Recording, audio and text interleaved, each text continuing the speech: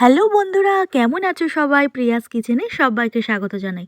আজ চলে এসেছি নতুন একটা রেসিপি নিয়ে। আজ আমি বানাবো পুঁইশাক দিয়ে চিংড়ি মাছের একটা ঘন্ট।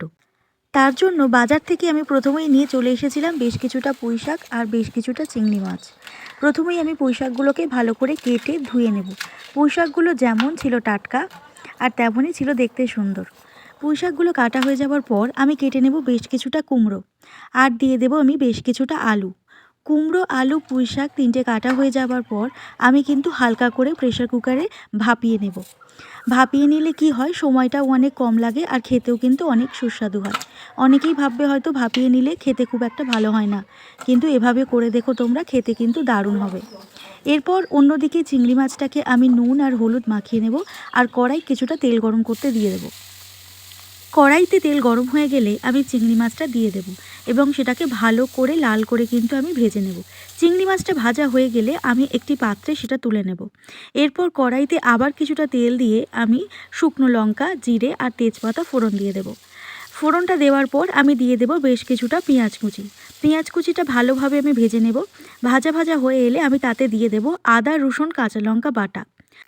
আদা, রসুন, কাঁচা লঙ্কা পেস্ট থেকে কাঁচা গন্ধ বেরিয়ে গেলে আমি তাতে দিয়ে দেব সামান্য পরিমাণে হলুদ গুঁড়ো আর পরিমাণ মতো লঙ্কা গুঁড়ো।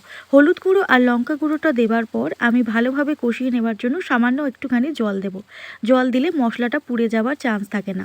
ভালোভাবে মশলাটা কষে এলে আমি তাতে আগে থেকে ভাপিয়ে রাখা আলু, কুমড়ো আর পুঁই শাকটা দিয়ে ভালোভাবে কষাবো। ভালোভাবে কষিয়ে নেওয়া হয়ে গেলে আমি কিন্তু তাতে দিয়ে দেব উপর থেকে ভেজে রাখা চিংড়ি মাছগুলো। ভেজে রাখা চিংড়ি মাছগুলো দেবার পর আমি আরও কিছুক্ষণ ধরে হতে দেব পুঁই শাকটা। পুঁই শাকটা আগে থেকে যেহেতু ভাপিয়ে রেখেছি তাই বেশি টাইম লাগে না সেটা করতে। আর উপর থেকে দিয়ে দেব বেশ কিছুটা নুন আর কিছুটা চিনি। পুঁই শাক একটু মিষ্টি মিষ্টি না হলে কিন্তু আমার ভালো লাগে না একদমই।